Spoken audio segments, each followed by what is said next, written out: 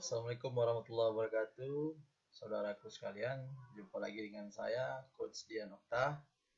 Pada kesempatan kali ini kita akan bahas manfaat pengelolaan sepak bola atau manfaat sepak bola ditinjau dari dua aspek. Yang pertama, bagi individu-individu yang terlibat di dalamnya. Kemudian yang kedua, dari aspek sosial kemasyarakatannya. Oke,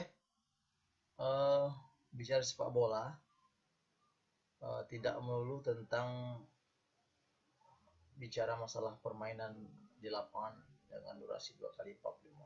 Tidak hanya itu, banyak aspek yang bisa kita ambil.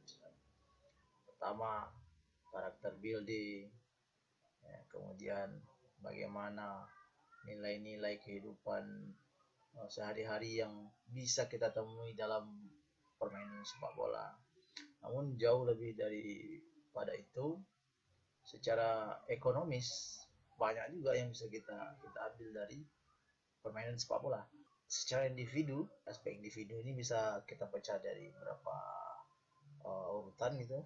Pertama, bicara pelatih. Bagi pelatih, kalau kita bicara profesional, tentu sepak bola bisa jadi tumpuan hidup, ya, bisa jadi sandaran hidup. Kemudian bagi pemain juga seperti itu. Di Indonesia sekarang juga sepak bola sudah mulai dikelola secara profesional. Buktinya dengan kita bisa temui pemain sudah bisa menikmati hidup yang lumayan mewah dari penghasilannya di sepak bola. Nah, namun dari sepak bola, dapat dikata sepak bola yang betul-betul real profesional, mereka bisa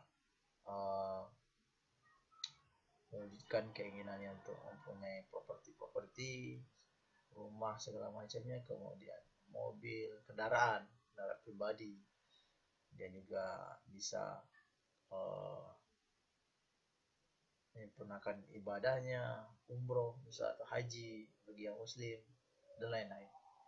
Nah, yang kedua, kalau kita bahas secara manfaat bagi sosial kemasyarakatan, banyak sekali aspek yang bisa kita ambil dari pengelolaan sepak bola ini. Pertama, dengan adanya pengelolaan sepak bola secara profesional, tentu di sana akan terbuka lapangan pekerjaan. Yang jelas-jelas saja, dari yang kecil, mulai dari yang kecil, pedagang asongan bisa hidup dari sana. Parkir, juru parkir. Kemudian ada juga bisa buat promosi wisata. Kemudian ada hotel, bisnis hotel, penginapan di sekitar itu bakal lebih menggeliat. Memang ya, semuanya itu butuh yang namanya dana. Ya, memang nggak bisa kita pungkiri semuanya butuh dana yang besar. Nah, disinilah dituntut ilmu manajerial dari orang yang mengelola sepak bola ini. Bicara dana, tentu saja tidak bisa diandalkan jika pengelolaan klub selevel Liga 3 nggak bisa hanya dari APBD. Kita butuh sponsorship atau partnership dari pihak ketiga swasta, ya.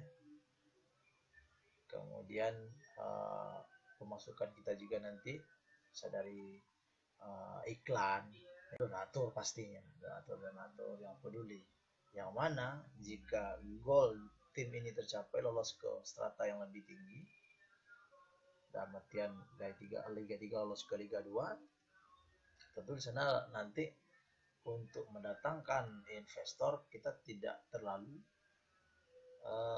rumit dibanding ketika kita mengelola tim Liga 3, karena value Liga 2 tentu lebih tinggi daripada Liga 3. Nah, lebih-lebih jika tim kabupaten kota tersebut sudah punya modal yang cukup. Contoh misalnya, punya basis supporter atau animo sepak bola yang tinggi di masyarakat, kemudian punya infrastruktur lapangan yang bagus,